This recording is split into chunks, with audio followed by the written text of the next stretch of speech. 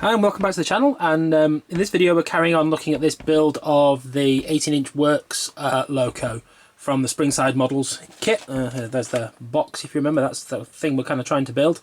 It's in 0.9 gauge, so that's 7mm to the foot scale running on 9mm gauge track.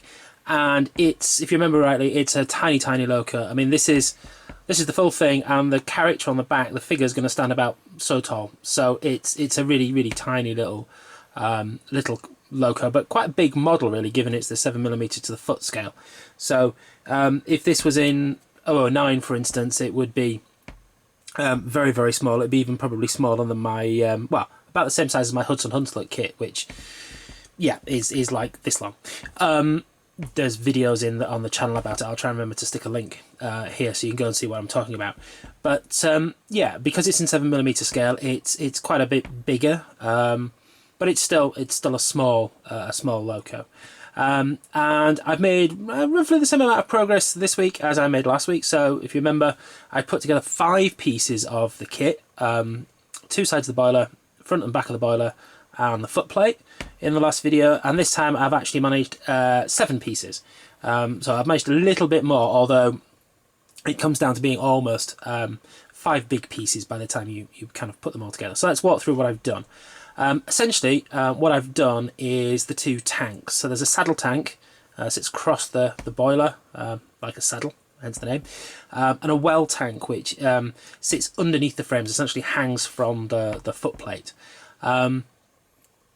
So the well tank here, under the driver's feet, the back of it is the rear buffer beam, so I added that, and for balance I've added the front buffer beam as well. So that's 1, 2, 3, 4 pieces. The saddle tank itself is then made of 3 separate pieces. So we've got the main casting, this big heavy chunk, and then along each side of it there's a little piece that slots in here that has a connection for a water pipe.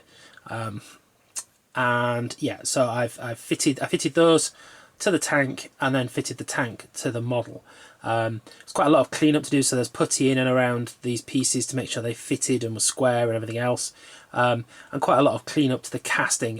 It was actually not the best of, well, it's not a bad casting, but there are some pits in this side which I've filled. They're a bit difficult to see under the light, but we'll see how that works when I paint it. I might have to go back in and refill those. We'll see. But there was a lot of marks on, I think, this side. Hopefully I've hidden most of them now. But where the metal had been poured into the mould, so there was kind of casting lines. There was like little, almost like tubes sticking out of the side where literally the mould, the liquid metal had been poured in. So they all had to be cut off, smoothed, filed, etc. And it's all gone together reasonably well. I mean, I mentioned in the last video that actually the kit parts all seem pretty good, and that's true. That's mostly held up in this case, although the tanks, I don't know whether I just didn't get the boiler right or whether the tank's a bit twisted almost, and the part may be twisted. So if you look at it from the front, it's a bit, the camera always isn't very helpful necessarily, but these 2 surfaces, when I look at them in real life, are pretty much parallel. So the top of the tank is parallel with the bottom of the Loco, which is fine. And these 2 are upright, and the gap here and here pretty much the same. The camera makes it look like it's twisted ever so slightly, but in real life I can't see it. And from the side it looks okay. It looks pretty level.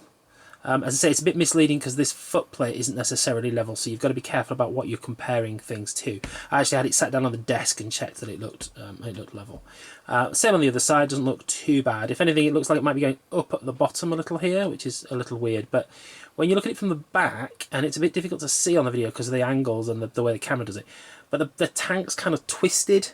It definitely looks like it's up on this side and down on this side, even though it's not twisted at the front to the same extent. So I think the part might be a bit twisted to start with. I also had to put some putty and some packing under this end of the tank because it rests on the front of the boiler here, which also obviously is ever so slightly bigger in diameter than the boiler barrel, which means that again it didn't necessarily fit flush.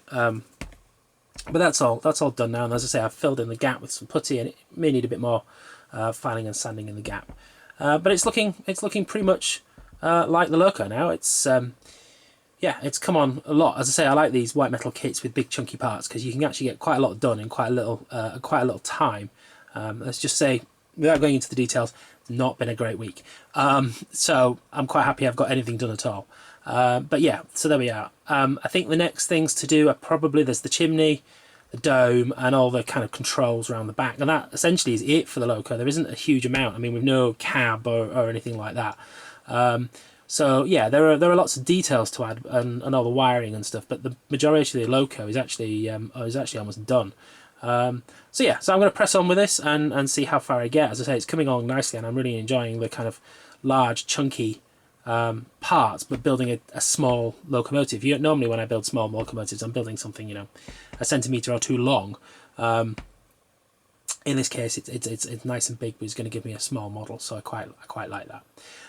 So yeah, and I mentioned in, I think, the previous video that I was on like 499 subscribers. Thank you to any of you who watched that and clicked the subscribe. I think I went up to like 510 subscribers, so that's quite nice. If you're watching this and haven't subscribed, then the link should be down here somewhere. And yeah, hopefully I will get some of the details on, and we'll see how we get on when the next video drops next week. Thanks for watching.